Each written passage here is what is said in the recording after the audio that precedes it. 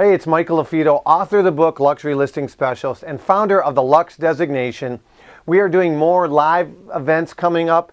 We're really excited. We just did an event in Napa in May. We did an event down in Miami for Cardone University. It was awesome.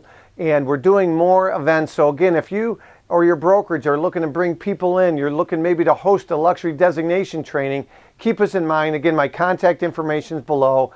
Again, we're going to be updating our schedule. You can, at any given time, go to luxurylistingspecialist.com and you'll take a look at the event page. You can see where I'm speaking at. And again, my contact information is below. You can always shoot me an email if you're interested. In this week's video, we're going to talk about the three P's when it comes to selling a property. Those P's are positioning, the process, and the third P is price. So let's first talk about the first P, which is positioning. The way you, as an agent, you want to position a home most effectively when you represent a seller. That doesn't just mean photos, but what kind of photos are you taking and what are you highlighting in the house? So if you walk into a family room, a living room, and there's a fireplace, and that's a focal point, staging a home, positioning that room so that the focal point jumps out. It's your job as an agent to position a home to highlight the best features and downplay the less favorable. There's nothing in Real Estate School 101. I got a guy interning for me right now. He's taking the national exam. There's no question that says, do you have to list every photo? Do you have to take photos of every room? Do you have to take photos of every bathroom and bedroom? No, you don't. Too many of you as agents are showing too much, or you're highlighting things that shouldn't be photographed at all.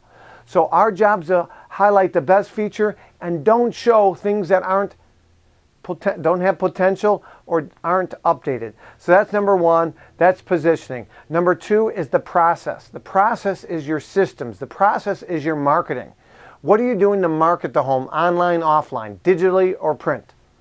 Video, word of mouth marketing, getting the seller to push it out.